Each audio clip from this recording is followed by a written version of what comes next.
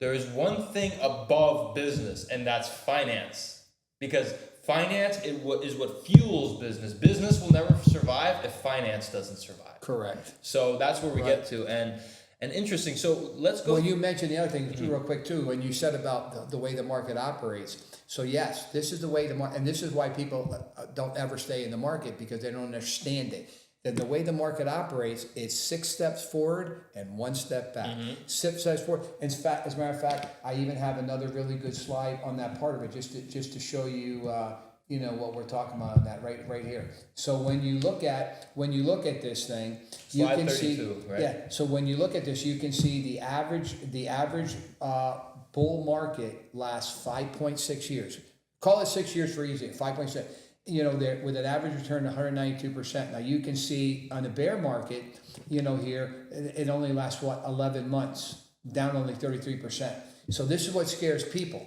You know, they get scared because, you know. So I say, look, this is the way it works. 5 steps forward, 1 step back. So when you look at the returns, you know, yeah, you just heard me talk about you know, that in 2020, you know, 2023 we made 26, and in 2024 we made 25%. But in 2022 we lost 18.1. Yeah, that's the pullback. So it's 1 step forward, it's 5 steps forward, 1 step back. 5 steps forward, 1 step back. That's just the way it operates. And I'm going to add one more thing. We get to the crash. Do you have a COVID crash? Yeah, here it is. Look at this. Here's what you're talking about. Go ahead. There's and you know, one of the worst crash. You can see the market was down 56.8% return. Remember that Great Recession started October 9th of 2007 and only lasted till March 9th of 2009. That was 517 days. Even the Great Recession was only 1.4 years and it was over. So that lasted 500. Okay, so let's go through this real quick. 1.4 years, right? Well, a year and a half. Yep, a year and a half. 57% it went down. Yep. It took that long time, right? Yep. Now, what scares people? Okay, I'll let you explain. Yeah. So look what happened then. So what happened? So 1 year later, where's the return of the market? Up 53. 5 years later, up 137. 10 years later, up 367%. So what did you lose? And this is what people say to me. Oh, I don't know if I want to be in equity because I lost a bunch of money. And I say, how did you lose any money? Well, the only reason you would ever lose any money is if you sold. So in other words, when even clients call me and they'll say, "Hey, you know, like when we'll go back to COVID since you're hitting COVID." Yeah. I'm going to show you something. That's the perfect analogy, honestly. Okay, so one slide up, I believe it is. Yeah, right? you want to hit the COVID analogy. Watch this. This one will blow you away. So let's just run through this for 1 second. So here's what happens. So February 19th, the market hits the all-time high. Remember, March 9th of 2009, the market hit the bottom. Now, here we are in the longest bull run ever in history happening. Yeah. It's funny because March 9th of 2009, at that point, I had my jaw cut. You know, here I had to have my jaw extended. I had to wear braces for a year. And Dr. Ty, a local guy in Allentown, the father, who's now retired, the market, remember, the market, the Dow was up to 14,000. It dropped all the way to 66 in 2009. So he says to me, Ron, you'll never see the Dow hit 10,000 in a lifetime. This is what he said to me. I said, you never see the Dow hit 10, not in our lifetime. And I said, boy, thank God you're an orthodontist and not a financial advisor, because you would suck. You would, quite frankly, suck at this business. But I said to him, it's good. So 1 month later, I brought in a slide. By the way, it hit 10,000 the same year, October 14th. So we're talking now 6-7 months later. The Dow was over 10,000 already, over 10,000. So 1 month later, I brought him an article. I said, not only will the Dow hit 10,000, the Dow's going to go to 30,000 by 2020, just 11 years from now. And he said, I will bet you my whole orthodontist practice that's not the case. Did he give it to you? Well, I would own an orthodontist practice today if I did. But because the Dow went over 30,000 November 24th of 2020. Right? But look what happened. But let's kind of walk people through why they don't make money. So think about it. February 19th of 2020, the market's at the all-time high. And then all of a sudden, COVID hits. Now, we don't even know what it is. We don't even know what COVID is or what's happening, but the government shuts the businesses down. We were not having any financial issues. We weren't moving into a recession, although we created our own recession by the government shutting all the businesses down. So here we are. February 19th, all the way to March the 23rd, not 34 days later, the market drops 34%. It was the fastest drop to a bear market in history, even twice as fast as the Great Depression of 1930-31. Well, I want to add something.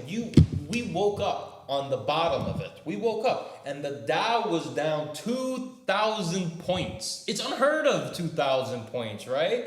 And it's just when people see that, when people see their money cut so quickly. Let's say you were an investor and you put your money in 2017, right? And you're up, let's just put a number out there, 40%. It might not be at 40%.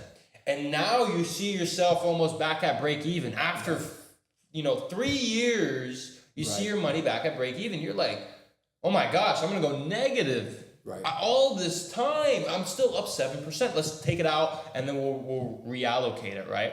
That's when they lost the train. Correct. Then it went right back up. And right when it gets back to that break-even point, they're thinking to themselves, like that trauma, oh, if I put it in now, it's going to go back down again. Right. We don't know. Right. And then it continues to go, and you get FOMO, fear of missing out. Right. They'll put their money in again. Then you'll get another market drawdown, like in September. I'm pretty sure that happened in September of 2020. You'll get another market drawdown. So what do? They pull their money out again. Right. And you get this push and pull in which they're really just losing money or wasting their time. That's why they never made money in the last 20 years. But look at what happened here. Just your point. So in that 34 days, the market's down 34%. Right? So here's what people think. Oh my God, I spent 20, 30 years saving money my whole life, and in a matter of a month, a third of all my money's gone. So when somebody would call me, I would say, well, how many shares do you have? Well, I have 2,000 shares. Well, how many do you have now? I have 2,000 shares. Well, what did you lose? You didn't lose anything. The value of those shares goes up, but the value of those shares changes every day. Yeah. In there. So you lost nothing unless you sold. But look at this article. So you can see right now, March 23rd. Now there's no bell that rings when the market hits the bottom. So March the 23rd, this is Wall Street Journal's front page. The worst is yet to come. Now think about you. You said, oh my God, I just lost a third of all my money in a month. And now they're telling me the worst is yet to come. So as a result of that, we had the biggest pullout. Look at this. So in April, $866 billion flowed out of the market in the bank accounts. That was a record year happening in a month. And then 1 month later, in May, another $644 billion flowed out. So just for the hell of it, I said, I want to start tracking. I want to see how long it takes the banks to make $1 trillion profit on just those 2 months worth of deposit. Now remember, there was already $18 trillion already in bank accounts before this even happened. So look at what happened when you look at the return year by year. So here was the first month. So in April, remember, we took $866 billion. If the bank, which is what they did the last time, put the money right back in the market, they made 12.82% in the month. That's not an annual return. Was that the most? That's not the most, but that's the most in the last couple of years. But that was just a monthly return. So on that $866 billion, they made $111 billion on that 1 month deposit of money. Now I tracked it. There's a return every single month. There it is, month by month by month, right? So you can see it. There's the first month. There's the next month. Here's the next month. September was red. See that that's when they go to put their money in again, and then they. So the question is, how long did it take? Answer: 17 months. 17 months. The bank made $1 trillion profit on those 2 months worth of deposits. Now here's you. Let's just say you just left your $100,000 in the market, right? And you had 100 grand. You made in that 17-month period $79,033. But you that took it out and put it into the bank, you got paid 137 bucks on that money. While the bank made 79 grand, they paid you 137 dollars. Now I kept it going on. We're 63 months into it from that point. They now made the bank now made over 2.2 trillion. So now you can see if you would have just stayed in there, your now account would be you would have made 167,000 bucks on that 100 grand versus the bank 16,000 bucks in your CD at the bank. Right? So that's the part that really frustrates me. And this is why when you look at it, here since COVID you mentioned, you can see, that the growth of 100 grand, you're now would be up $250,000 on that 100 grand since COVID. That's just 5 years, just 5 years worth of growth. But the average person didn't do that because they were out of the market, and that's the sad part. And here is it. So let's talk about the average person real quick, right? The average person is now convinced. They have to be. If they're not, why did you watch this podcast, correct? Right. They're convinced, but now they need tangible steps. Like, okay, I want to start today. What do I do? Yeah. Go through the steps. What do I do step by step to start investing by next week? Yeah. Well, the first thing I would do is, one, I would have a financial needs analysis done. Because first of all, we have to figure out where are you. Remember, if you say, I want to go over here to point B, well, first thing you need to know is where the hell are you, in reference to point B. So that's what the needs analysis will do. So one of the things I say to people is, look, I'm going to shoot you out a scavenger hunt list, a list of items to get together when we meet. And then what we're going to do is we're going to break it down. Because remember this, your whole life you spin 3 plates. One, you want to be properly protected. Why is that important? Well, because 1 out of 3 people don't make it to retirement. They die too soon. 2, I want to be debt free, but there's good debt and bad debt. Yeah. And then number 3, you want to be financially independent. Doesn't mean you're wealthy. It means you can maintain your current standard of living without retiring. So what the FNA will do is, remember, now when I figure out where you are and what you have, the first thing I can do is now go through those 21 sources of cash that I can free up money. So first of all, I want to know what's your goal. Because again, we said retirement's not an age, it's an income stream. Yeah. So if you say, I say to you, you want to retire? Yeah. When? Well, I want to retire when I'm 65 or 62 or 60, whatever the number is. What do you want to retire on? A certain percentage of your income, or you want a dollar amount? I want $5,000 a month, $6,000 a month, or whatever that is. I need to know what that is. And then what the FNA will do is it'll tell you exactly how much money do you need to be putting away every month and what interest rate of return do you need to make on that money. It'll break it right down into the dollar. And then when you hit retirement, it's going to show you in retirement year by year how you're going to live and where you're going to pull that resource from. And it's going to show you, oh, guess what? I just died down here and I'm 87 years old, mortality wise, and I have no money left. It's going to show you, it'll break everything down for you right there. 80% of the viewers are going to say, okay, I got it. I know what I'm going to do. And they're going to go in their Robinhood accounts or whatever, and they're going to start investing, right? Not happening. That's what 80% of them are going to do. But some of them are smart. Some of them are smart, and they're going to say, okay, I'm going to do exactly as Ron says. Now, can we use Primerica or Blue Mountain Finance as a lead to that? Can you point them in the right direction if they contact you? Oh, absolutely. Yeah. So in other words, first of all, like my book, you mentioned my book and the book that's coming out. All they have to do is go on ronsphilosophy.com website. That's all. Ronsphilosophy.com. They sign up, get the book. By the way, that book was written based on my September philosophy. And that's the other thing. I do a live seminar right now in town here once a month, the 3rd Thursday of every month. So they can come right to my location, 7310 Tillman Street, Allentown, PA. They can come like you did a couple months ago, and you could watch it live. Nothing beats a live performance Nothing of does. seeing this. It's fun. I'm not going to lie. It's very fun. The book is based on my September 2024 philosophy, word for word, on there. And so, and that was when the presidential election was happening. But the neat thing about the book is at the end of the book, there's a QR code. Yeah, so there's a QR code at the very end. There it is. And then if you take a picture of the QR code, it will update every single one of these slides every 30 days. So when I do this, I do this seminar, I spent 8 hours that day redoing every one of my slides for what's current, and I deliver the message that night. Can I get the book real quick? Absolutely, This, yeah. this is how. This is it. This is it. This Yeah. is what. This is. Our we're looking read. at Our read. 64 pages, and that's a little bit extra too, because you have the beginning of it and whatnot. We already heard his story and everything. This is it.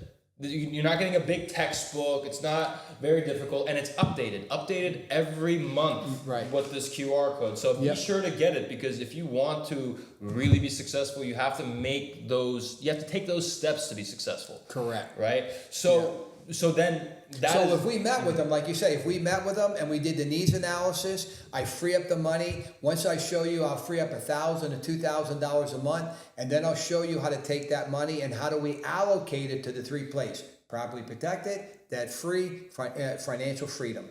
And then we'll show you exactly how to allocate that, and it's a roadmap, it's a blueprint on how to do it step by step. It's a checklist. It's just like building a house. We got a foundation, first floor, second floor, whatever. It'll go through that. Now you have an advisor that's sitting right there. They'll take it by the hand, help you implement every single strategy that we're just talking about there for you. And you can do it for as little as $25. So people say, well, I don't have millions and millions or hundreds of thousands of dollars to invest. Look, we're like the only company out there that can handle anything from $25 a month to 25 million dollars. Every other company, you want to go with some of these other brokerage businesses, they won't even talk to you unless you have 500,000, 700,000. You've seen Fisher Investment, where they just raised theirs to 750,000 now. Well, how many people do you know have $750,000? Yeah, it's the main reason is because Ron cares. Ron was in your position. Ron wasn't this guy that went to finance school and at 24 years old, Right. he was dealing with the big hedge funds and all that. No, he started where you started at. Right. So take this opportunity. Ron, I really want to thank you for being a part of this podcast. This is part one of Ron's philosophy. We'll definitely do a part two. Kirk, thank you so much for being a part, man. Oh, absolutely. Absolutely. Awesome, great, This was great. excellent. I'll tell you what, I love this crap. I mean, my whole thing it was always about people say, why'd you start your own business? Why'd you get into business? Because I fiercely oppose what the industry's teaching, on there, and it just upsets me. So people say, why do you work when you don't have to anymore? I promised I had 4 mentors that changed my life, and I said to them, if you're going to help a guy as screwed up as I am when I first started, I'll do this till they plant me in the ground. I started when I was 31, became a millionaire by 38, and now obviously a multi-millionaire many times over. Not because I'm a smart guy. I'm just smart enough to listen to people who were where I want to be, and I implement the strategies that they And talk how about. many people have you helped become millionaires? Thousands. With not- that being said, Ron has been a mentor and a coach to thousands and thousands. He's been all over the country, even outside the country, Yeah. speaking to many. And I'm just blessed to have him as a great friend. And we encouraged him for years to, hey, you put it in a book form and let others see it. And he finally did it last year, and we were super excited about it. But a mentor and coach to many. Well, this is just the beginning. Elevar is behind Ron. American Christian League is behind Ron. And this is the beginning of so much greatness. And this is the takeoff. Ron, thank you so much. All right, awesome, Keith. Great, Kirk, great thank time. you so much. Great time. And we will see you next time on the Elevar Show.